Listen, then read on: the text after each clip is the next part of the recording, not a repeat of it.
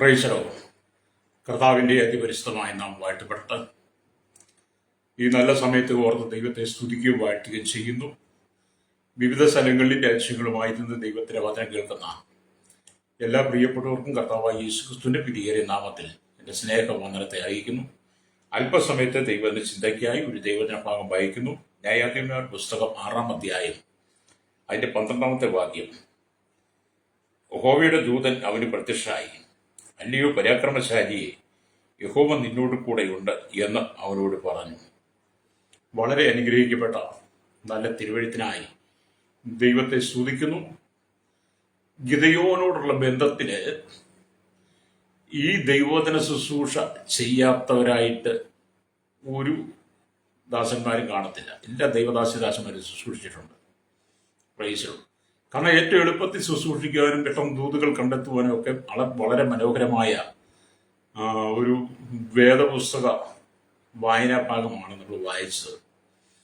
അതുകൊണ്ട് തന്നെ ശക്തമായി ഈ വചനം വായിച്ച് നല്ല ദൂതുകൾ കണ്ടെത്താനും ദൂതുകൾ പ്രാപിക്കാനും ദൈവത്തിന്റെ പ്രാപിക്കുവാനും ജനങ്ങൾക്ക് ശക്തമായ രീതിയിൽ ആ ദൂത് പകർന്നു കൊടുക്കുവാനും കഴിഞ്ഞ കാലങ്ങളിൽ ദൈവത്തിന്റെ ഭൃത്യന്മാരെ ദൈവദാസിമാരെ ഉപയോഗിച്ചിട്ടുണ്ട്.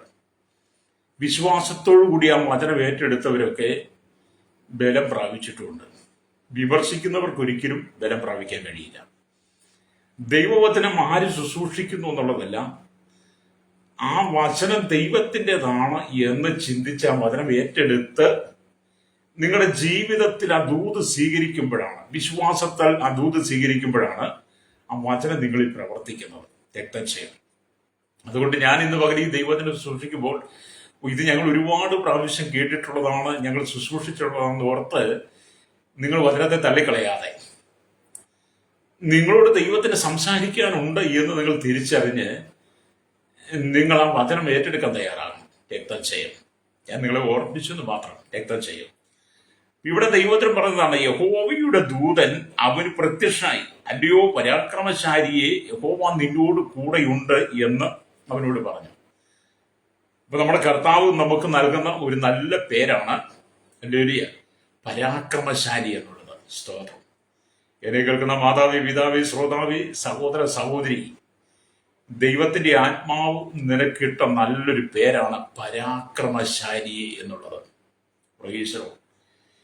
നിങ്ങൾ അല്ലെങ്കിൽ ബലഹീനരായിരുന്നാലും നിങ്ങളെ ഒരു പരാക്രമശാലിയാക്കി എടുക്കാൻ എന്റെ കർത്താവിന് കഴിയും. പ്രൈസ്. നിങ്ങൾ പറയും, എനിക്ക് കഴിവില്ല, പ്രാപ്തിയില്ല, എന്നെ കൊണ്ട് ഒന്നിനും ചെയ്യാൻ പറ്റത്തില്ല, എനിക്ക് വിദ്യാഭ്യാസമില്ല, മറ്റുള്ളവരെ പോലെ അറിവില്ല, ജ്ഞാനമില്ല, പരിജ്ഞാനമില്ല, നല്ലൊരു ശുശ്രൂഷിപ്പാനും പ്രസംഗിക്കാനും ഒന്നും എനിക്കറിയില്ല എന്നൊക്കെ പറഞ്ഞേക്കാം. അത് എന്തുവാകട്ടെ, അങ്ങനെ പറയുന്ന ഒത്തിരി പേരുണ്ട്. ഞാനും എൻ്റെ ആദ്യ സമയങ്ങളിലൊക്കെ ഇങ്ങനെയൊക്കെ പറഞ്ഞിട്ടുണ്ട്. ഹല്ലേലൂയ. എന്നാൽ ദൈവം തമ്പുരാൻ പറയുന്നത് നീ ഒരു പരാക്രമശാലിയാണെന്നാണ്. അതുകൊണ്ട് തന്നെയാണ് ഗിദെയോനെ വിളിച്ചതുപോലെ കർത്താവ് നിങ്ങളെ വിളിക്കുക, അല്ലയോ പരാക്രമശാലിയെ. സഹോദരി, നീ ഒരു പരാക്രമശാലിയാ. സഹോദരൻ, നീ ഒരു പരാക്രമശാലിയാ. എന്നെ കേൾക്കുന്ന കുഞ്ഞെ, നീ ഒരു പരാക്രമശാലിയാ. നിന്റെ ചിന്തയിലാണ് നീ ബലഹീനനാണെന്നുള്ളത്. കർത്താവിന്റെ കണ്ണിൽ നീ പരാക്രമശാലിയാണ്. ഹല്ലേലൂയ. വിശ്വസിക്കുന്ന ദൈവമക്കൾക്കായി സ്തോത്രം പറഞ്ഞാട്ട്. ഹല്ലേലൂയ. നിങ്ങളൊന്ന് സ്വയം പറഞ്ഞാട്ട്, ഞാൻ ബലഹീനനല്ല, ഞാൻ ബലഹീനതയുള്ളവളുമല്ല, ഉള്ളവനുമല്ല, ഞാൻ എൻ്റെ ദൈവത്തിന്റെ സന്നിധി പരാക്രമശാലിയാണെന്ന് നിങ്ങളത് പറഞ്ഞേ. അത് കേൾക്കുന്ന നമ്മുടെ കർത്താവിന് ഭയങ്കര ഇഷ്ടമാണ്. ഹല്ലേലൂയ. രക്തം ചെയ്യും. അപ്പൊ കർത്താവ് നമുക്ക് എത്തിക്കുന്ന പേരാണ് പരാക്രമശാലി. നിങ്ങൾ എത്ര ബലഹീനായിരുന്നാലും നിങ്ങളെ ബലവാനാക്കുന്നു. ഹല്ലേലൂയ. അതുകൊണ്ടാണ് പൗലോസ് അപ്പോസ്തലൻ ഒരിക്കൽ ഫിലിപ്പിയ കാരാഗ്രഹത്തിൽ കിടക്കുമ്പോൾ താൻ ബലഹീനനാണെന്ന് ചിന്തിക്കാതെ, തന്റെ ബലഹീനതകളെ എടുത്ത് കാണിക്കാതെ പൗലോസ് പറഞ്ഞ് ഫിലിപ്പി ലേഖനം 4:10, എന്നെ ശക്തനാക്കുന്നവൻ മുഖാന്തരം ഞാൻ സകലത്തിനും മതിയാകുന്നു. അതൊക്കെ കേൾക്കുമ്പോൾ ഒരു ഊർജ്ജമല്ലേ നമുക്ക്. കാരാഗ്രഹത്തിൽ കഷ്ടം സഹിക്കുമ്പോഴും പ്രത്യാശയുടെ വാക്കുകൾ പറയുന്ന പൗലോസ് അപ്പോസ്തലനെ നാം നോക്കുമ്പോൾ, തന്നെ കൊണ്ട് പരിശുദ്ധാത്മാവ് പറയിപ്പിക്കുമ്പോൾ, തന്നിൽ പരിശുദ്ധാത്മാവിന്റെ പ്രവൃത്തി നടക്കുമ്പോൾ, കാരാഗ്രഹത്തിനകത്തും താൻ ശക്തനാണെന്നുള്ള തിരിച്ചറിവ് ദൈവത്തിന്റെ ആത്മാവ് കൊടുത്തപ്പോൾ തന്റെ അന്തരങ്ങളിലൂടെ അത് പുറത്തു വരികയാണ്. രക്തം ചെയ്യും. ഈ കാരാഗ്രഹ ജീവിതം എന്നൊക്കെ പറയുന്നത് അത്ര നല്ലതൊന്നുമല്ല.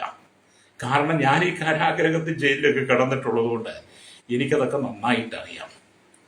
ഹല്ലേലൂയ. അതുകൊണ്ട് നമ്മളെ ദൈവം ബലഹീനനായിരുന്നാലും പരാക്രമശാലിയാക്കിയെടുക്കും. ഹല്ലേലൂയ. ഇപ്പൊ കർത്താവിൽ ഞാൻ പരാക്രമശാലി ആയിരിക്കുന്നു എന്ന് നിങ്ങൾ പറയണം. രക്തം ചെയ്യും. എന്നെ കേൾക്കുന്ന മാതാവേ പിതാവെ, തളർന്ന് ക്ഷീണിച്ചിരിക്കുകയാണ്. എന്നെ കേൾക്കുന്ന സഹോദരൻ തളർന്ന് ക്ഷീണിച്ചിരിക്കുകയാണ്. രാവിലെ സമയത്ത് പുറത്തിറങ്ങാൻ കഴിയാതാണോ? ദുഃഖിതനാണോ? നിങ്ങൾ സങ്കടപ്പെട്ടിരിക്കുകയാണോ? നിങ്ങൾ സ്വന്തമായിട്ടൊന്ന് പറഞ്ഞാട്ടെ, ഞാൻ ബലഹീനനല്ല, ഞാൻ ഒരു ഭീരുവല്ല, ഞാൻ പരാക്രമശാലിയാണ്. നിങ്ങളൊന്ന് പറയുന്നേ, നിങ്ങളൊന്ന് പറഞ്ഞു നോക്കിയാട്ടെ. ഒരുപക്ഷെ രോഗം നിങ്ങളെ കാർന്നു നിന്ന് കട്ടിൽ നിന്ന് എഴുന്നേക്കാൻ വയ്യാതെ മറ്റൊരാളെ സഹായമില്ലാതെ ഭാരപ്പെടുന്ന വ്യക്തിയായിരിക്കാം. നാളുകളായി സർജറി കഴിഞ്ഞിട്ടും വേണ്ടത്ര സ്വാതന്ത്ര്യമില്ലാതെ, സൗഖ്യമില്ലാതെ എന്ന് എനിക്ക് എഴുന്നേറ്റ് സ്വാതന്ത്ര്യത്തോടെ നടക്കാൻ കഴിയുമെന്നൊക്കെ ചിന്തിച്ച് മനസ്സ് പുകഞ്ഞിരിക്കുന്ന വ്യക്തിയായിരിക്കാം. അല്ലേ? നിങ്ങൾ ശാരീരികമായി വിവിധ രോഗങ്ങൾക്ക് ബലഹീനനായിരിക്കാം, സാമ്പത്തിക ബലഹീനനായിരിക്കാം, കുടുംബപരമായിട്ടുള്ള വിഷയങ്ങളിൽ ബലഹീനനായിരിക്കാം, കുടുംബ ജീവിതത്തിൽ, അങ്ങനെ വിവിധ തലങ്ങളിൽ നിങ്ങൾ ബലഹീനനാണെന്ന് നിങ്ങൾക്ക് തോന്നിയാലും നിങ്ങളൊന്ന് പറയുന്നില്ല, ഞാൻ പരാക്രമശാലിയാണെന്ന് പറ. നിങ്ങളുടെ ആ ബലഹീനതയെ മാറ്റാൻ ദൈവത്തിന് കഴിയും. അല്ലേ? രക്തം ചെയ്യും. വിശ്വസിക്കുന്ന കരങ്ങളൊക്കെ തട്ടി ദൈവത്തെ സ്തുതിച്ചാണ്. കിടക്കയിൽ എഴുന്നേൽക്കുവാൻ കഴിയാതെ ഭാരപ്പെട്ട് കഴിഞ്ഞ നാളുകളായി വേദന അനുഭവിക്കുന്ന, പരസഹായം കൂടാതെ ഒന്ന് നടക്കുവാൻ കഴിയാതിരിക്കുന്ന സഹോദരങ്ങളോട് ഇന്ന് പകൽ ദൈവത്തിന്റെ ആത്മാവ് പറയുകയാണ്, നിന്നെ ഒരു പരാക്രമശാലിയാക്കി മാറ്റാൻ പോവാ ദൈവം. രക്തം ചെയ്യും. ആ കരം പഠിച്ച് ദൈവത്തെ സ്തുതിച്ച്. അല്ലേ? ഇന്നലകളിൽ നിന്റെ മനസ്സിനകത്ത് നിറഞ്ഞു നിന്ന വലിയ ദൈവിക വെളിപ്പാടുകളും ദൈവിക ദർശനങ്ങളും, ദൈവം നിനക്ക് തന്നിരിക്കുന്ന വാഗ്ദത്തങ്ങളും, ദൈവം നിനക്ക് തന്ന കൃപകളും താലന്തുകളും ആത്മാവിന്റെ ഫലങ്ങളും വരങ്ങളും നിന്നെ അങ്ങോട്ട് ഉപയോഗിക്കാൻ കഴിയാതെ വണ്ണം നിന്നെ ബലഹീനനാക്കി, നിന്നെ കിടപ്പിലാക്കിയ ശത്രുവിന്റെ മുമ്പിൽ, സാത്താന്റെ മുമ്പിൽ ദൈവം നിന്നെ ഒരു പരാക്രമശാലിയാക്കി എഴുന്നേൽപ്പിക്കാൻ പോവുകയാണ്. നിനക്ക് തന്ന ദൂതുകളും വാഗ്ദത്തങ്ങളും ശുശ്രൂഷകളും നിന്നിലൂടെ ദൈവം ചെയ്യും. രക്തം ചെയ്യും. സ്തോത്രം പറയാമോ? സ്തോത്രം പറയുന്നേ. ദൈവം നിങ്ങളെ അനുഗ്രഹിക്കട്ടെ. അല്ലേ? നിങ്ങളുടെ ബലഹീനതയൊക്കെ ഒന്ന് മാറ്റി നിങ്ങൾ ദൈവത്തിന്റെ ഒരു പരാക്രമശാലിയെ പോലെ എഴുതിട്ടിരുന്നാട്ട്. ബലഹീനനായി നിൽക്കുന്ന മനുഷ്യനും പരാക്രമശാലി നിൽക്കുന്ന നിങ്ങൾ കണ്ടിട്ടില്ലേ? എന്നിട്ട് നിങ്ങളുടെ ആ ബലഹീനതയൊക്കെ മാറ്റിക്കളഞ്ഞ് നിങ്ങൾ ബലഹീനതയൊക്കെ മാറ്റിക്കളഞ്ഞിട്ട് നിങ്ങളൊരു പരാക്രമശാലിയെ പോലെ തലയുയർത്തി നേരെ ഒന്ന് നിന്നാട്ട്. അത് കാണുമ്പോൾ തന്നെ സാത്താൻ പിറക്കും. രക്തം ചെയ്യും. അപ്പൊ നീ ഒരു പരാക്രമശാലിയാ കേട്ടോ സഹോദര സഹോദരി. നിന്റെ ജീവിതം നീയായിട്ട് തകർത്ത് കളയരുത്. നിന്റെ ജീവിതത്തെ നീ പണിതെടുക്കണം. ഈശ്വരോ, ഇപ്പൊ നിങ്ങൾ പരാക്രമശാലി എന്ന് പറയണം. ലോകത്തിലുള്ളവനേക്കാൾ നിങ്ങളിലുള്ളവൻ വലിയവനാണ്. യോഹന്നാന്റെ ലേഖനമൊക്കെ വായിക്കുമ്പോൾ കാണുന്ന കുഞ്ഞുങ്ങളെ, ഞാൻ ഇതൊക്കെ നിങ്ങളോട് സംസാരിക്കുന്ന യോഹന്നാൻ പല സ്ഥലത്തും പറഞ്ഞിട്ട് പറയാൻ, നിങ്ങളിലുള്ളവൻ ലോകത്തിലുള്ളവനേക്കാൾ വലിയവനാണ് എന്ന് പറഞ്ഞാൽ, ലോകത്തിന് അനവധി ദേവന്മാരും ദേവിമാരും ഒരുപാട് അവതാരങ്ങളും ഒക്കെയുണ്ട്, മനുഷ്യ ദൈവങ്ങളൊക്കെയുണ്ട്. അല്ലേ? സ്വയം ദൈവങ്ങളായവരും മനുഷ്യ ദൈവങ്ങളാക്കി മാറ്റിവരും, മരണമില്ലെന്ന് പറഞ്ഞവരും ഒക്കെ ഉണ്ട് ഇവിടെ. അല്ലേ? അങ്ങനെ ഉള്ളവരല്ല നിന്റെ ഉള്ളിൽ വസിക്കുന്നതെന്ന്. ലോകത്തിലുള്ള അവതാരങ്ങളല്ല നിന്റെ ഉള്ളിൽ വസിക്കുന്നത്. നിന്റെ ഉള്ളിൽ ലോകത്തിലുള്ളവനേക്കാൾ വലിയവനാണ്. ഈ കാണുന്ന പ്രപഞ്ചത്തെ മുഴുവൻ അടക്കി ഭരിക്കുന്ന യേശു ക്രിസ്തുവിന്റെ ആത്മാവാണ് നിന്റെ ഉള്ളിലുള്ളത്. പരിശുദ്ധാത്മാവാണ് നിന്റെ ഉള്ളിലുള്ളത്. നിന്റെ ഉള്ളിൽ യേശു കർത്താവാണ് ഉള്ളത്. അതുകൊണ്ട് ലോകത്തിലുള്ളവനേക്കാൾ വലിയവനാണ് നിന്റെ ഉള്ളിലുള്ളതെന്ന് അല്ലെങ്കിൽ നീ തിരിച്ചറിഞ്ഞിട്ട് പറയണം, ഞാൻ ബലഹീനനല്ല, ഞാൻ പരാക്രമശാലിയാണെന്ന്. അപ്പൊ ഇത് യഹോവയായി ദൈവം ഗിദെയോനോട്, അല്ലയോ പരാക്രമശാലിയെ, യഹോവ നിന്നോട് കൂടെയുണ്ടെന്ന് പറയാനുള്ള കാരണം എന്താ? അത് ന്യായാധിപന്മാരുടെ പുസ്തകം 6-ാം അധ്യായം അതിന്റെ 1 തൊട്ടുള്ള വാക്യങ്ങൾ വായിക്കണം. ഞാൻ പെട്ടെന്ന് ഓടിച്ച് വായിച്ച് പോകാനായിട്ട് ആഗ്രഹിക്കുകയാണ്. മിദ്യാനിയർ ഇസ്രായേലിയരെ ഞെരുക്കുന്നു. ഇസ്രായേൽ മക്കൾ പിന്നെയും യഹോവയ്ക്ക് അനിഷ്ടമായുള്ളത് ചെയ്തു. യഹോവ അവരെ 7 സംവത്സരം മിദ്യാന്റെ കയ്യിൽ ഏൽപ്പിച്ചു. മിദ്യാൻ ഇസ്രായേലിന്മേൽ ആധിക്യം പ്രാപിച്ചു. ഇസ്രായേൽ മക്കൾ മിദ്യാന്റെ നിമിത്തം പർവ്വതങ്ങളില്, ഗഹരങ്ങളിലും ഗുഹകളിലും ദുർഗങ്ങളും ശരണമാക്കി. ഇസ്രായേൽ വിതച്ചിരിക്കുമ്പോൾ മിദ്യാനും അമാലേക്യരും കിഴക്ക് ദേശക്കാരും അവരുടെ നേരെ വരും. അവർ അവർക്ക് വിരോധമായി പാളയമിറങ്ങി ഗസ്സ വരെ നാട്ടിലെ വിളവ് നശിപ്പിക്കും. ഇസ്രായേലിന് ആഹാരമോ ആടോ മാടോ കഴുതയോ ഒന്നും ശേഷിപ്പിക്കുകയില്ല. അവർ തങ്ങളുടെ കന്നുകാലികളും കൂടാരങ്ങളുമായി പുറപ്പെട്ട് വെട്ടുക്കിളിയെ പോലെ കൂട്ടമായി വരും. അവരും അവരുടെ ഒട്ടകങ്ങളും അസംഖ്യമായി ഇരുന്നു. അവർ ദേശത്ത് കടന്നു നാശം ചെയ്യും. ഇങ്ങനെ മിദ്യാന്യരാൽ ഇസ്രായേൽ മക്കൾ ഏറ്റവും ക്ഷയിച്ച് ഇസ്രായേൽ മക്കൾ യഹോവയോട് നിലവിളിച്ചു. എന്താണ് ഇങ്ങനെ വരാൻ കാരണം? പാപം ജീവിതത്തിൽ കയറി ഇസ്രായേൽ ജനം ദൈവത്തിൽ നകന്ന് പാപത്തിൽ വീണ് കഴിഞ്ഞപ്പോൾ ദൈവം അവരെ മിദ്യാന്യരുടെ കയ്യിലേക്ക്. ഹല്ലേലൂയ. അത് ഇസ്രായേൽ മക്കൾക്ക് സഹിച്ചുകൂടാതെ വന്നു. അതേ സ്നേഹിത, നിങ്ങൾ ദൈവത്തെ മറന്ന് നിങ്ങൾ പാർക്കുന്ന ദേശത്ത് അന്യ ദേവന്മാരെ നിങ്ങൾ ആരാധിക്കാതെ നിങ്ങളെ വിളിക്കനുസരിച്ച് നിങ്ങൾ യഹോവയുടെ വചനങ്ങളും പ്രമാണങ്ങളും അനുസരിച്ച് ജീവിച്ചില്ലെങ്കിൽ നിങ്ങളെ ഞെരുക്കുവാൻ മിദ്യാന്യരെ പോലെയുള്ള ചില ശക്തികൾ എഴുതിയേക്കും. ഹല്ലേലൂയ. തുടർന്ന് വചനം വായിക്കുമ്പോൾ കാണുന്നുണ്ട്. ന്യായാധിപന്മാരുടെ പുസ്തകം 6-7 വാക്യങ്ങൾ വായിക്കുമ്പോൾ ഇസ്രായേൽ മക്കൾ മിദ്യാന്യരുടെ നിമിത്തം യഹോവയോട് നിലവിളിച്ചപ്പോൾ യഹോവ ഒരു പ്രവാചകനെ ഇസ്രായേൽ മക്കളുടെ അടുക്കൽ അയച്ചു. അവൻ അവരോട് പറഞ്ഞത്, ഇസ്രായേലിന്റെ ദൈവമായ യഹോവ ഇപ്രകാരം അരുളി ചെയ്യുന്നു, ഞാൻ നിങ്ങളെ മിസ്രയീമിൽ നിന്ന് പുറപ്പെടുവിച്ച് അടിമ വീട്ടിൽ നിന്ന് നിങ്ങളെ കൊണ്ടുവന്നു മിദ്യാന്യരുടെ കയ്യിൽ നിന്നും നിങ്ങളെ പീഡിപ്പിച്ച എല്ലാവരുടെയും കയ്യിൽ നിന്നും ഞാൻ നിങ്ങളെ വിടുവിച്ച് അവരെ നിങ്ങളുടെ മുമ്പിൽ നിന്ന് നീക്കിക്കളഞ്ഞു. അവരുടെ ദേശം നിങ്ങൾക്ക് തന്നു. യഹോവയായി ഞാൻ നിങ്ങളുടെ ദൈവമാകുന്നു എന്നും നിങ്ങൾ പാർക്കുന്ന ഭാഗത്തുള്ള അമോന്യരുടെ ദേവന്മാരെ ഭജിക്കരുത് എന്നും ഞാൻ നിങ്ങളോട് കൽപ്പിച്ചു. നിങ്ങളോ എന്റെ വാക്ക് കേട്ടില്ല. അപ്പം ഇസ്രായേലിൽ അടിമകളായിരുന്ന ജനത്തെ വിടിവിച്ചു കൊണ്ടുവന്ന് ദൈവജനത്തിന് വേണ്ടുന്ന എല്ലാ നന്മകളും ചെയ്ത് ഇസ്രായേൽ ജനത്തെ പാർപ്പിച്ചെങ്കിൽ അവർ പാർക്കുന്ന ദേശത്ത് അമോന്യരുടെ ദേവന്മാരെ ഭജിക്കരുത് എന്ന് പറഞ്ഞിട്ടും ദൈവകൽപ്പന പ്രമാണിക്കാതെ അവർ ചെയ്ത പാപമാണ് അവർക്ക് ഈ ദോഷങ്ങൾ വന്നത്. ഹല്ലേലൂയ. അത് മുഖാന്തരം ദൈവം സ്തോത്രം അവർക്കൊരു ന്യായാധിപനെ കൂടെ കൊടുക്കാൻ കാരണമായി. ഇസ്രായേൽ മക്കൾ പാപം ചെയ്തിട്ട് അവരെ തള്ളിക്കളഞ്ഞില്ല നമ്മുടെ കർത്താവ്. അവർക്കൊരു ന്യായാധിപനെ കൊടുക്കുകയാണ്. അങ്ങനെയാണ് ഗിദെയോനെ ദൈവം ഇസ്രായേലിന്റെ 6ാമത്തെ ന്യായാധിപനായി എടുക്കുന്നത്. അപ്പം ന്യായാധിപന്റെ പുസ്തകം 6-ാം അധ്യായം അതിന്റെ 11 വാക്യങ്ങൾ വായിക്കുമ്പോൾ, അനന്തരം യഹോവയുടെ ഒരു ദൂതൻ വന്ന് ഒഫ്രയിൽ അബീസ്രീനായ യോവാശിന്റെ കരിവേലകത്തിന് കീഴിൽ ഇരുന്നു. അവന്റെ മകനായ ഗിദെയോൻ ഗോതമ്പ് മിദ്യാന്യരുടെ കയ്യിൽ പെടാതിരിക്കേണ്ടതിന് മുന്തിരിച്ചക്കിനരികെ വെച്ച് മെതിക്കുകയായിരുന്നു. യഹോവയുടെ ദൂതൻ അവന് പ്രത്യക്ഷമായി, അല്ലയോ പരാക്രമശാലിയേ, ഹല്ലേലൂയ, യഹോവ നിന്നോട് കൂടെയുണ്ട്. ഇസ്രായേലിന്റെ 6ാമത്തെ ന്യായാധിപനായി ദൈവം ഗിദെയോനെ ഇവിടെ എഴുന്നേൽപ്പിക്കുക. എന്തിനാണെന്ന് ഇസ്രായേൽ ജനത്തെ വിടിവിക്കാൻ.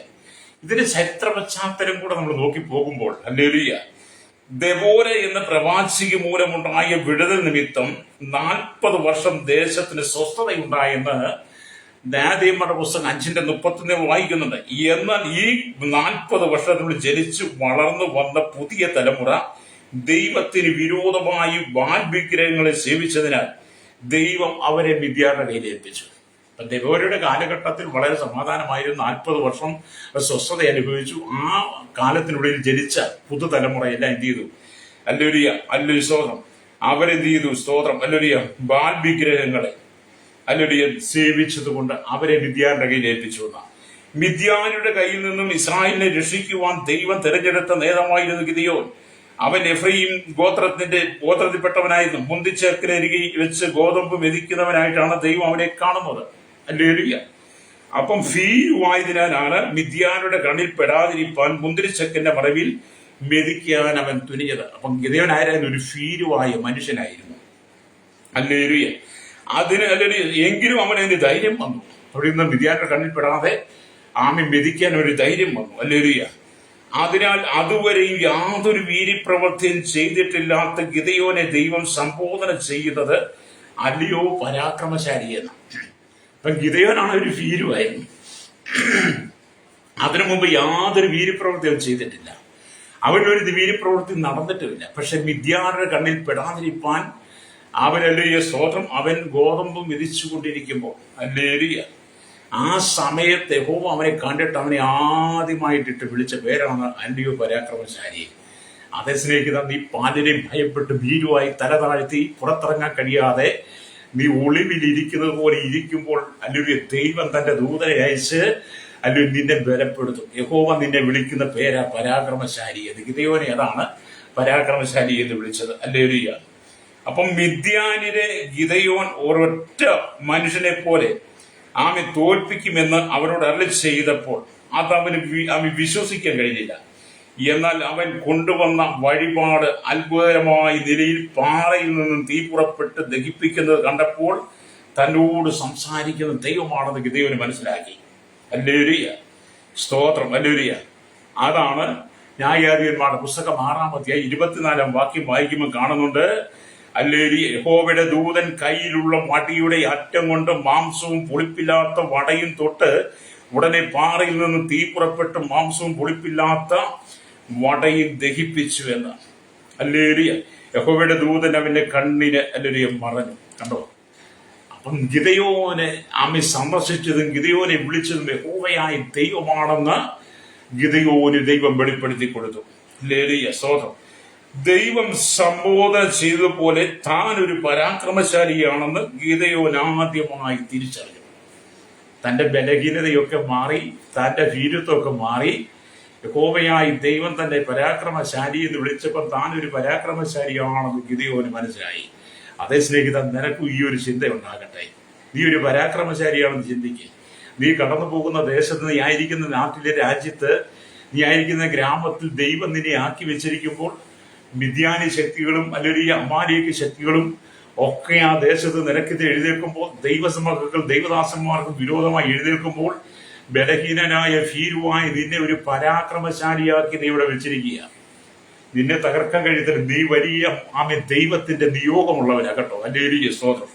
എന്നിട്ട് ദൈവവചനം പറയുകയാണ്, ഹല്ലേലൂയ, സ്തോത്രം, തന്റെ അപ്പന്റെ ബാലിൽ ബലിപീഠം ഇടിച്ചു നിരത്തി യഹോവയ്ക്ക് പണിത ആ പുതിയ യാഗപീഠത്തിൽ പിതാവിന്റെ കാളയെ യാഗം കഴിച്ചുകൊണ്ട് ആണ് ഗിദെയോൻ തന്റെ നവീകരണം ആരംഭിച്ചത്. ദൈവം അല്ലെങ്കിൽ അവനെ വിളിച്ച് പരാക്രമശാലിയാക്കി കഴിഞ്ഞപ്പോൾ ആദ്യ ഗിദെയോൻ തന്റെ അപ്പൻ ഒരുക്കി വെച്ചിരുന്ന ബാലിന്റെ ബലിപീഠങ്ങളെ ഇടിച്ചു കളഞ്ഞു.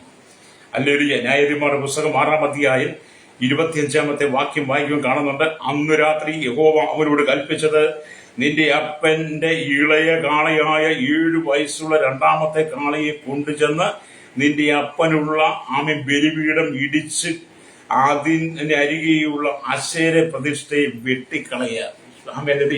ഗിദെയോൻ ആദ്യത്തെ പ്രവൃത്തി ആരംഭിച്ചു തുടങ്ങി. അവന്റെ അപ്പന്റെ ബലിപീഠങ്ങളെ അശേര പ്രതിഷ്ഠ വെട്ടണം. ഇതിനെന്ത് ചെയ്തു?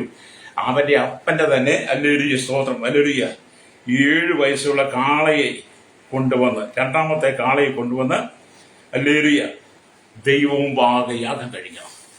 അപ്പൊ ദൈവം എല്ലാം പറഞ്ഞു തരുമെന്നേ. നിങ്ങൾ എന്തിനാ ഭാരപ്പെടുന്ന? സ്തോത്രം, ഹല്ലേലൂയ. ഇവിടെ നമുക്ക് അങ്ങനെ ഗിദെയോന്റെ നവീകരണം സ്വന്തം ഭവനത്തിൽ ആരംഭിച്ച് അത് ഫലകരമായി തീരുകയും ചെയ്തു. ഗിദെയോൻ ആദ്യ ശുദ്ധീകരണം നടത്തുന്നത് ന്യായാധിപനായി ദൈവം തെരഞ്ഞെടുത്ത് പരാക്രമശാലിയാക്കി തന്നെ തെരഞ്ഞെടുത്തു കഴിഞ്ഞപ്പോൾ ആദ്യം തന്നെ ഭവനത്തിൽ ശുദ്ധീകരണം ആരംഭിച്ചു. ഇന്ന് പകൽ ദൈവത്തിന്റെ വചനം കേൾക്കുന്ന ശ്രോതാവേ, ദൈവം നിന്നെ തെരഞ്ഞെടുത്ത് പരാക്രമശാലിയാക്കി ദേശത്ത് നിർത്തുമ്പോൾ, ദൈവം നിന്നെ വിളിച്ചു വേർതിരിച്ച് ദൈവ വേലയ്ക്ക് വേണ്ടി നിർത്തുമ്പോൾ ആദ്യം നിന്റെ ഭവനത്തിനകത്ത് ശുദ്ധീകരണം നടക്കണം. ദൈവഹിതമല്ലാത്തതും ദൈവത്തിന് ഇഷ്ടമല്ലാത്തതുമായ സകലത്തെയും ഗിദെയോൻ തകർത്ത് കളഞ്ഞ് ഭവനത്തിനകത്ത് ശുദ്ധീകരണം വരുത്തിയതുപോലെ ഇന്ന് പകൽ നിന്റെ കുടുംബത്തിനകത്തും നിന്റെ ജീവിതത്തിനകത്തൊരു ശുദ്ധീകരണം വരട്ടെ. ഹല്ലേലൂയ. നിന്റെ ഭവനം ശുദ്ധീകരിക്കപ്പെടാതെ, നിന്റെ ജീവിതം ശുദ്ധീകരിക്കപ്പെടാതെ നിനക്ക് ജീവിതത്തിൽ മുന്നേറുവാൻ കഴിയില്ല, രക്ഷ പ്രാപിപ്പാൻ കഴിയില്ല. വിദ്യാലയർ നിന്നെ ഞെരുക്കിക്കൊണ്ടിരിക്കും. ഹല്ലേലൂയ. ശത്രു നിന്റെ ഭവനത്തിനകത്ത് അല്ലെങ്കിൽ ദൈവഹിതമല്ലാത്തത് എന്തെങ്കിലും കാണുമ്പോൾ, സാത്താൻ നിന്റെ കുടുംബത്തിനകത്ത് ദൈവഹിതമല്ലാത്തത് എന്തെങ്കിലും കണ്ടാൽ അവൻ അത് പറഞ്ഞ് നിന്റെ ജീവിതത്തിനെതിരെ വാത് കെട്ടി പൊരുതാൻ സാധ്യതയുണ്ട്. അതുകൊണ്ട് ഇത് ദൈവത്തിന്റെ ആത്മാവ് പറയുന്നത്, നിന്റെ കുടുംബത്തിനകത്തുള്ള അല്ലെങ്കിൽ സകല ദൈവഹിതമല്ലാത്ത നീ ഇടിച്ചു നിരത്തണം. അല്ലെങ്കിൽ നീയും നിന്റെ കുടുംബവും ദൈവത്തെ സേവിക്കണം. നീയും നിന്റെ കുടുംബവും ദൈവത്തിന് പ്രയോജനപ്പെട്ടതായിരിക്കണം. ആമേൻ. എന്നെ കേൾക്കുന്ന മാതാവ്, പിതാവ്, എന്നെ കേൾക്കുന്ന സഹോദര, നിന്നെ പരാക്രമശാലിയായി ദൈവം വിളിച്ചതാണ്. നിന്റെ ബലഹീനതയെ മാറ്റി, നിന്റെ ഭീരുത്വത്തെ മാറ്റി, നിന്റെ കുടുംബത്തിനകത്ത് ശുദ്ധീകരണം നടക്കാൻ വേണ്ടി നിന്റെ പിതാക്കന്മാർ പാരമ്പര്യമായി ചെയ്തു വെച്ചിരിക്കുന്ന, പാരമ്പര്യമായി കൊണ്ടു നടക്കുന്ന സകലത്തെ നീക്കിക്കളഞ്ഞ് നിന്റെ കുടുംബത്തിനകത്ത് യേശു ക്രിസ്തുവിന്റെ നാമം ഉയരാൻ വേണ്ടി ദൈവം നിന്റെ പരാക്രമശാലിയായി തിരഞ്ഞെടുത്തു. ഹല്ലേലൂയ. അതുകൊണ്ട് നീ ദൈവത്തിന് ഇഷ്ടമുള്ളത് ചെയ്യണം കേട്ടോ. എന്നെ കേൾക്കുന്ന മാതാവേ, പിതാവേ, ചിലരൊക്കെ പഴയത് വിടത്തില്ല. എന്ത് പറഞ്ഞാലും പഴയത് വിടത്തില്ല. വീണ്ടെടുക്കപ്പെട്ട ദൈവമക്കൾ, അല്ലെങ്കിൽ വീണ്ടെടുപ്പ് പ്രാപിച്ചവൻ ബലഹീനനായിരുന്നതിനെ പരാക്രമശാലിയാക്കി ദൈവസഭയ്ക്കകത്ത് കൊണ്ടുവന്ന് നിർത്തിയിട്ട് ഇന്നും പലരും പഴയതിന്റെ വാലും പിടിച്ചു നടക്കുക. പഴയത് കാഴ്ചയിലും പറച്ചിലും ഒക്കെ ഞങ്ങളെല്ലാം പുതിയതാണ്. പക്ഷെ പഴയത് വിടത്തില്ല.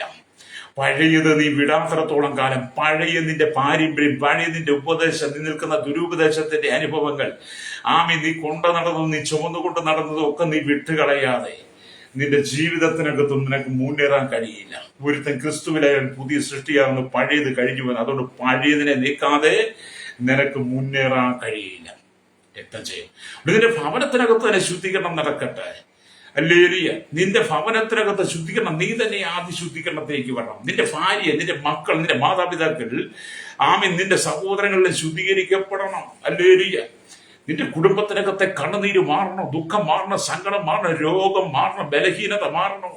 നിന്റെ നിലവിളി മാറണമെങ്കിൽ നിന്റെ ഭവനത്തിനകത്ത് ശുദ്ധീകരണം. ഗിദെയോൻ തന്റെ ഭവനത്തിനകത്ത് ശുദ്ധീകരണം ആരംഭിച്ചതുപോലെ നിന്റെ കുടുംബത്തിനകത്ത് നീ ശുദ്ധീകരണം വരുത്തണം. പഴയതും പിടിച്ചുകൊണ്ട് നീ നടക്കരുത്.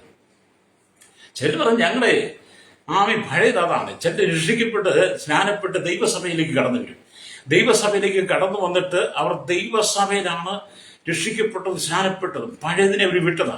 എന്നിട്ട് സഭയിൽ വന്നിട്ട് ഞങ്ങളുടെ മാതൃസഭ എന്ന് പറഞ്ഞാൽ അത് തേനൂർന്ന പോലെ. പിതാവില്ല, പുത്രനില്ല, പരിശുദ്ധാത്മാവില്ല. മാനസാന്തരമില്ല, സ്നാനമില്ല, പരിശുദ്ധാത്മാവിന്റെ സ്നാനമില്ല. അപ്പോസ്തലന്മാരുടെ ഉപദേശമില്ല, വേർപാടും വിശുദ്ധിയില്ല, അപ്പം നുറുക്കുമില്ല, കൂട്ടായ്മയില്ല, വേറെ ഒന്നുമില്ലാതെ പറയും ഞങ്ങളുടെ പാരമ്പര്യ സഭ. അങ്ങനെ ഒരു സഹോദരൻ, അത് നമ്മളെല്ലാം പിടിക്കുന്ന ബൈബിളല്ല, ഈ കറുത്ത ബൈബിളല്ലേ. ഞങ്ങൾ പിടിക്കുന്നത്, ഞങ്ങളുടെ പിതാക്കന്മാർ പിടിച്ചതല്ലേ ഈ കറുത്ത ബൈബിളാ. അതുകൊണ്ട് ഞങ്ങളുടെ മാതൃസഭ പാരമ്പര്യം. പക്ഷെ അവർക്ക് രക്ഷയില്ല, മാനസാന്തരമില്ല, സ്നാനമില്ല, പരിശുദ്ധാത്മാ സ്നാനമില്ല, അഭിഷേകമില്ല, അന്യഭാഷയില്ല, കർത്തൃമേശയില്ല, കൂടിവരവ് ഉണ്ട്, ദൈവമായുള്ള കൂടിയില്ല, അപ്പോസ്തലിക ഉപദേശത്തിന്റെ നിലപാടുകളില്ല, വേർപാടില്ല, വിശുദ്ധിയില്ല. ഇങ്ങനെയൊന്നും ഇല്ലാത്ത കൂട്ടരെ നിങ്ങൾക്കറിയാമല്ലോ. അവരും വേർപെട്ട കൂട്ടമെന്ന് പറഞ്ഞ് അവരും സ്തോത്രം സ്തോത്രം വേർപെട്ട കൂട്ടങ്ങളെന്നാണ് പറയുന്നേ. അവരെ കണ്ടാലും നമ്മൾ ഒരുക്കും വിശ്വാസികളെ പോലെ തന്നെ ഇരിക്കും. എന്ന് പറഞ്ഞാല് ഈ മുളക് പഴുത്തുണങ്ങിയ, കുരുമുളക് പഴുത്തുണങ്ങിയതും പഴുത്ത ഓമയ്ക്കായുടെ കുരുവും കൂടെ നിങ്ങൾ ഒന്നിച്ചിട്ടുണങ്ങിക്കഴിഞ്ഞാൽ അത് തമ്മിൽ തിരിച്ചറിയാൻ ഭയങ്കര ബുദ്ധിമുട്ടാണ്. കാരണം കുരുമുളക് ഉണങ്ങി വരുമ്പോഴും ഓമയ്ക്കാക്കുരു ഉണങ്ങി വരുമ്പോൾ രണ്ടും കറുത്തിരിക്കും.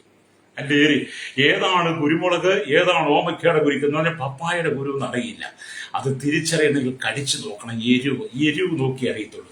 എന്ന് പറഞ്ഞ പോലെ സ്തോത്രം നൽകിയ വീണ്ടെടുക്കപ്പെട്ട ദൈവത്തിന്റെ മക്കളോടൊപ്പം ഇങ്ങനെയുള്ള ചില പപ്പായയുടെ കുരു ഉണങ്ങിയതുപോലെ എരിവില്ലാത്ത സാധനങ്ങളുണ്ട്. അവരാണ് ഇന്ന് ഈ പാരമ്പര്യം പറഞ്ഞ് ഇരിക്കുന്നവരെ. എന്നെ കേൾക്കുന്ന മാതാവേ, പിതാവേ, ദൈവത്തിന്റെ ന്യായവിധിയിൽ നിന്ന് ഈ ഒഴിവുള്ളവനായി മാറി നിന്റെ കുടുംബത്തിനകത്ത് തന്നെ ശുദ്ധീകരണം വരുത്തി ദുരുപദേശത്തിനകത്ത് നിൽക്കുന്ന ഒരുപാട് സംഘടനകളുണ്ട്. അവരെ നീ വിട്ട് പുറത്തു വരണം. നിന്റെ കുടുംബത്തിനകത്ത് തന്നെ നീ ദൈവനാമത്തെ ഉയർത്തണം. ഗിദെയോന്റെ അപ്പൻ അല്ലെങ്കിൽ അവന്റെ ഭവനത്തിൽ പണിതുയർത്തിയിരുന്ന ബാലിന്റെ വിഗ്രഹങ്ങളെ, അശേര പ്രതിഷ്ഠകളെ എല്ലാം തകർത്ത് ഗിദെയോൻ തന്റെ ഭവനത്തെ ശുദ്ധീകരിച്ചു നീ പാരമ്പര്യത്തെ ഉപേക്ഷിക്കാൻ തയ്യാറാകണം. അല്ലേ, നിങ്ങൾ ഈ പാരമ്പര്യമൊക്കെ പറയുമ്പോൾ മത്തായിയുടെ സുവിശേഷം 1 വാക്യത്തിലേക്ക് വരണം. നിങ്ങളുടെ പാരമ്പര്യത്തെ വിട്ടിട്ട് നിങ്ങൾ കർത്താവായ യേശുക്രിസ്തുവിനെ വീണ്ടും ജന്മം പ്രാപിക്കണം. അബ്രഹാമിന്റെ പുത്രനായിരിക്കുന്ന ദാവീദിന്റെ പുത്രനായ യേശുക്രിസ്തുവിന്റെ വംശാവലി എന്ന് പറഞ്ഞ് അവിടെ പുസ്തകം ആരംഭിക്കുന്ന മത്തായി സുവിശേഷം 1:1. നിങ്ങൾ പാരമ്പര്യം പറയുമ്പോൾ, പഴയത് പറയുമ്പോൾ നിങ്ങൾക്ക് ഈ മത്തായി സുവിശേഷം 1:1 നിങ്ങൾക്ക് വല്ല ബന്ധം വല്ലതും ഉണ്ടോ സഹോദര സഹോദരി? നിങ്ങൾ പഴയതിലൂടെ പോകുമ്പോൾ നിങ്ങൾക്ക് പുതിയ നിയമമായിട്ട് എന്താണ് ബന്ധം? ഇന്ന് നിങ്ങളെ പഴയ കെട്ടിലല്ലേ നിൽക്കുന്നത്. മാനസാന്തരപ്പെടണം കേട്ടോ. കർത്താവിന്റെ വരവെങ്കിൽ നീ തള്ളിപ്പോകാതിരിക്കണമെങ്കിൽ നീ മാനസാന്തരപ്പെട്ട് മടങ്ങി വരണം. രക്തം ചെയ്യും. അല്ലെങ്കിൽ ദൈവം നിങ്ങളെ പരാക്രമശാലിയായി തെരഞ്ഞെടുക്കുന്നു. ബലഹീനനും അല്ലെങ്കിൽ ഭീരുവായിരുന്ന ഗിദെയോനെ ദൈവം തെരഞ്ഞെടുത്ത് പരാക്രമശാലിയാക്കി ഇസ്രായേലിന്റെ ആറാമത്തെ ന്യായാധിപനായി ദൈവം നിയോഗിച്ചു. ഹല്ലേലൂയ. അതുപോലെയാണ് ദൈവം നമ്മളെ. അതുപോലെ തന്നെ വേദപുസ്തകം വായിക്കുമ്പോൾ കർത്താവ് യിരെമ്യാ പ്രവാചകനെ വളരെ യൗവനത്തിൽ തന്നെ തെരഞ്ഞെടുത്തു. ഹല്ലേലൂയ. യിരെമ്യാ പ്രവാചകനെ തെരഞ്ഞെടുത്തതും നമുക്കറിയാം. ഹല്ലേലൂയ. ഇതിനെക്കുറിച്ച് വിശുദ്ധ വേദപുസ്തകമൊക്കെ വായിക്കുമ്പോൾ നമുക്ക് മനസ്സിലാക്കാൻ കഴിയുന്നത് ഹല്ലേലൂയ യിരെമ്യാവിന്റെ പുസ്തകത്തിലേക്കൊക്കെ വരുമ്പോഴാണ്. ഹല്ലേലൂയ. യിരെമ്യാ പ്രവാചകന്റെ പുസ്തകം 1-ാം അധ്യായത്തിന്റെ 6-ാമത്തെ വാക്യം വായിക്കും കാണുന്നുണ്ട്. എന്നാൽ ഞാൻ അയ്യോ യഹോവയായ കർത്താവേ, എനിക്ക് സംസാരിപ്പാൻ അറിഞ്ഞുകൂടാ, ഞാൻ ബാലനല്ലോ എന്ന് പറഞ്ഞു. ഹല്ലേലൂയ. സ്തോത്രം. ഹല്ലേലൂയ. യിരെമ്യാവിന്റെ പുസ്തകം 1-ാം അധ്യായം 8-ാം വാക്യത്തിലേക്ക് വരുമ്പോ ഇങ്ങനെ കാണുന്നുണ്ട്. നീ അവരെ ഭയപ്പെടരുത്, നിന്നെ വിടുവിക്കേണ്ടതിന് ഞാൻ നിന്നോട് കൂടെയുണ്ട് എന്ന് യഹോവയുടെ അരുളപ്പാട്. യിരെമ്യാ പ്രവാചകനെ ദൈവം തെരഞ്ഞെടുത്ത് ഒരു പരാക്രമശാലിയാക്കി മാറ്റുകയാണ്. അതിനെക്കുറിച്ച് വേദപുസ്തകം വായിക്കുമ്പോൾ കർത്താവ് യിരെമ്യാ പ്രവാചകനെ വളരെ യൗവനത്തിൽ തന്നെ തെരഞ്ഞെടുത്തു. അപ്പോൾ യിരെമ്യാവ് അയ്യോ യഹോവയായ കർത്താവ്, എനിക്ക് സംസാരിപ്പാൻ അറിഞ്ഞുകൂടാ, ഞാൻ ബാലനല്ലോ എന്ന് പറഞ്ഞു. അപ്പോൾ കർത്താവ് പറഞ്ഞ മറുപടിയാ, നീ അവരെ ഭയപ്പെടരുത്, നിന്നെ വിടുവിക്കേണ്ടത് ഞാൻ നിന്നോട് കൂടെ ഉണ്ടെന്ന് പറഞ്ഞു. യഹോവ യിരെമ്യാവിനെ പറഞ്ഞ് ബലപ്പെടുത്തുകയാണ്. അതേ സ്നേഹിത, ദൈവം നിന്നെ തെരഞ്ഞെടുത്തത് ഒരു പരാക്രമശാലിയായിട്ടാണ്. യിരെമ്യാവിന്റെ ജീവിതത്തിൽ താൻ ഒരു ബാലനാണെങ്കിലും പയ്യനാണെങ്കിലും ഇസ്രായേലിന് വേണ്ടി പൊരുതുവാൻ, ഇസ്രായേലിന് വേണ്ടി വാദിക്കുവാൻ, ശക്തമായി പ്രവചന ദൂതുകൾ ഇസ്രായേലിന് പറഞ്ഞു കൊടുക്കുവാൻ, ജനത്തിന് പറഞ്ഞു കൊടുക്കുവാൻ, ഇസ്രായേലിനെ ഞെരുക്കുന്നവർക്ക് നല്ല ദൂത് പറഞ്ഞു കൊടുക്കാൻ ദൈവം യിരെമ്യാവിനെ ഒരു പരാക്രമശാലിയായി തെരഞ്ഞെടുത്തു. അവന്റെ ബലഹീനതകൾ പറഞ്ഞപ്പോൾ യഹോവയായ ദൈവം പറഞ്ഞു, ഞാൻ നിന്നോട് കൂടെയുണ്ടെന്ന്. അതെ, ദൈവം നിന്നോട് കൂടെയുണ്ട് കേട്ടോ. ഹല്ലേലൂയ. അതുകൊണ്ട് നീ കർത്താവിന് വേണ്ടി നിലകൊള്ളണം. ഹല്ലേലൂയ. ഇവിടെ നാം ദൈവത്തിന്റെ വചനം വായിക്കുമ്പോൾ ആകയാൽ യിരെമ്യാ പ്രവാചകൻ യഹോവ ഒരു വീരനെ പോലെ എന്നോട് കൂടെയുണ്ട്, ആകയാൽ എന്നെ ഉപദ്രവിക്കുന്നവർ ഇടേറി വീഴും, അവർ ജയിക്കയില്ല. ഹല്ലേലൂയ. അവർ ബുദ്ധിയോടെ പ്രവർത്തിക്കാകിയാൽ ഏറ്റവും ലജ്ജിച്ചു പോകും, ഒരിക്കലും മറന്നു പോകാത്ത നിത്യ ലജ്ജയോടെ തന്നെ എന്ന് ഈ പ്രവാചകൻ വീണ്ടും പറയുകയാണ്. എന്ന് പറഞ്ഞാൽ നിങ്ങള് യിരെമ്യാ പ്രവാചകന്റെ പുസ്തകം അതിൽ 20-ാം അധ്യായം 11-ാമത്തെ വാക്യത്തിലേക്ക് വരുമ്പോഴാണ് ഞാൻ ഈ പറഞ്ഞ ദൈവത്തിന്റെ വചനം കാണുന്നത്. ഹല്ലേലൂയ. അവിടെ എന്ന് പറഞ്ഞ യിരെമ്യാവ് ദൈവത്തോട് പരാതി പറയുകയാണ്. യിരെമ്യാവ് ദൈവത്തോട് പരാതി പറയുന്നു. യിരെമ്യാവിന്റെ പുസ്തകം 20-ാം അധ്യായം വായിക്കുമ്പോൾ യിരെമ്യാ പ്രവാചകനെ ഹല്ലേലൂയ സ്തോത്രം സ്തോത്രം യഹോവയുടെ ആലയത്തിന് പ്രധാന വിചാരകൻ പശു പുരോഹിതൻ കേട്ടിട്ട് യിരെമ്യാ പ്രവാചകനെ അടിച്ച് യഹോവയുടെ ആലയത്തിനരികെയുള്ള മേലത്തെ ബെന്യാമീൻ ഗോപുരത്തിലെ ആമത്തിലിട്ട് പൂട്ടി. ഹല്ലേലൂയ. അങ്ങനെ യിരെമ്യാവിന്റെ പ്രവചനം മുഖാന്തരം യിരെമ്യാവ് വലിയ പീഡയിലൂടെ കടന്നുപോയി. ഹല്ലേലൂയ. അങ്ങനെ പീഡയിലൂടെ കടന്നുപോയപ്പോൾ യിരെമ്യാ പ്രവാചകന്റെ ഒരു പരാതിയാണ്. ഹല്ലേലൂയ. പരാതിയാണ്. യിരെമ്യാവിന്റെ പുസ്തകം 20-ാം അധ്യായം 7 തൊട്ടുള്ള വാക്യങ്ങൾ. അവിടെ ഇങ്ങനെ എഴുതി, യഹോവേ, നീ എന്നെ സമ്മതിപ്പിക്കുകയും ഞാൻ സമ്മതിച്ചു പോവുകയും ചെയ്തു. നീ ബലം പ്രയോഗിച്ച് ജയിച്ചിരിക്കുന്നു. ഞാൻ ഇടപെടാതെ പരിഹാസ വിഷയമായിരിക്കുന്നു. എല്ലാവരും എന്നെ പരിഹസിക്കുന്നു. സംസാരിക്കുമ്പോഴൊക്കെയും ഞാൻ നിലവിളിച്ച് സാഹസത്തെയും ബലാത്കാരത്തെയും കുറിച്ച് ആപരാധി പറയേണ്ടി വരുന്നു. അങ്ങനെ യഹോവയുടെ വചനം എനിക്ക് ഇടവിടാതെ നിന്ദയ്ക്കും പരിഹാസത്തിന് ഹേതുവായിരിക്കുന്നു. ഞാൻ ഇനി അവനെ ഓർക്കയില്ല, അവന്റെ നാമത്തെ സംസാരിക്കില്ല എന്ന് പറഞ്ഞാലോ അതെന്റെ അസ്ഥികളിൽ അടയ്ക്കപ്പെട്ടിട്ട് എന്റെ ഹൃദയത്തിൽ തീ കത്തും പോലെ ഇരിക്കുന്നു. ഞാൻ സഹിച്ചു തളർന്നു, എനിക്ക് വഹിയാതെയായി സർവത്ര ഭീതി. ഞാൻ പലരുടെയും ഭീഷണി കേട്ടിരിക്കുന്നു.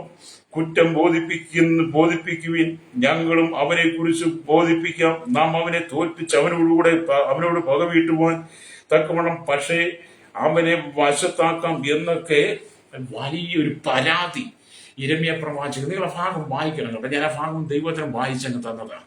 അങ്ങനെ വലിയൊരു പരാതി യിരെമ്യാ പ്രവാചകൻ ദൈവത്തോട് പറഞ്ഞുകൊണ്ടിരിക്കുമ്പോൾ തന്നെ ദൈവം അവന്റെ ഉള്ളിൽ പ്രവർത്തിച്ചു. അല്ലേ? അപ്പോഴാണ് യിരെമ്യാ പ്രവാചകൻ പറയുന്നത്. യിരെമ്യാവിന്റെ പുസ്തകം 20-ന്റെ 11 പറയുകയാണ്, ഹല്ലേലൂയ, എന്നാൽ യഹോവ ഒരു മഹാവീരനെ പോലെ എന്നോട് കൂടെയുണ്ട്. അത്രയും പരാതികളും പരിഭവങ്ങളും യഹോവയായി ദൈവത്തോട് പറഞ്ഞിട്ടും യിരെമ്യാവ് വളരെ പീഡനത്തിലൂടെ ഉപദ്രവത്തിലൂടെ കടന്നുപോയപ്പോഴും പിന്നത്തേത് ദൈവത്തിന്റെ ആത്മാവ് അവന്റെ ഉള്ളിലേക്ക് വന്നപ്പം പറയുക, യഹോവ ഒരു മഹാവീരനെ പോലെ എന്നോട് കൂടെയുണ്ട്. ആകയാൽ എന്നെ ഉപദ്രവിക്കുന്ന ഇടറി വീഴും, അവൻ ജയിക്കുകയില്ല, അവർ ബുദ്ധിയോടെ പ്രവർത്തിക്കാതിരിക്കാൻ ഏറ്റവും ലജ്ജിച്ചു പോകും. ഒരിക്കലും മറന്നു പോകാത്ത നിത്യലക്ഷ്യയോടെ തന്നെ. കണ്ടോ, ദൈവത്തിന്റെ പ്രവൃത്തി ഒന്ന് ചിന്തിച്ചു നോക്കിയാണ്. അത് ദൈവം ഒരുവനെ ഉപയോഗിക്കുമ്പോൾ, ദൈവം ഒരുവനെ കരങ്ങൾ ഉപയോഗിക്കുമ്പോൾ, ഹല്ലേലൂയ, യഹോവ മഹാവീരരെ പോലെ അവരോട് കൂടെ ഉണ്ടായിരിക്കും. യിരെമ്യാവിന്റെ പരാതിയും പരിഭവങ്ങളും എല്ലാം ദൈവത്തോട് പറയുമ്പോൾ, ഹല്ലേലൂയ, ആ പരാതിയും പരിഭവങ്ങളും എല്ലാം നമ്മുടെ യഹോവയായ ദൈവം കേട്ടിട്ട് അവന്റെ ഉള്ളിൽ തന്നെ ദൈവം പ്രവർത്തിച്ചു. ഞാൻ നിന്നോട് കൂടെ ഒരു മഹാവീരനെ പോലെ ഉണ്ടെന്ന്. അത് എന്നെ കേൾക്കുന്ന മാതാവേ, പിതാവ്, എന്നെ കേൾക്കുന്ന സഹോദര സഹോദരി, ദൈവം നിന്നോട് കൂടി ഒരു മഹാവീരനെ പോലെയുണ്ട്. നീ കടന്നു പോകുന്ന ദേശം, നീ കടന്നു പോകുന്ന രാജ്യം, നീ കടന്നു പോകുന്ന മേഖല, ഗ്രാമം നിനക്ക് പ്രതികൂലമായി മാറിയാലും, നിന്റെ ഊറ്റവരും ഉടയരും ബന്ധുക്കളും സന്തത സഹചാരികളും എല്ലാം നിനക്ക് വിരോധമായി മാറിയാലും, കർത്താവിന് വേണ്ടി നീ നിന്ദിക്കപ്പെട്ട് അപമാനിക്കപ്പെട്ട് ഉപദ്രവം നീ ഏൽക്കേണ്ടി വന്നാലും, കർത്താവിന് നീ തടവിലാക്കപ്പെടേണ്ടി വന്നാലും, നീ ബന്ധിക്കപ്പെടേണ്ടി വന്നാലും, യിരെമ്യാവിനെ പോലെ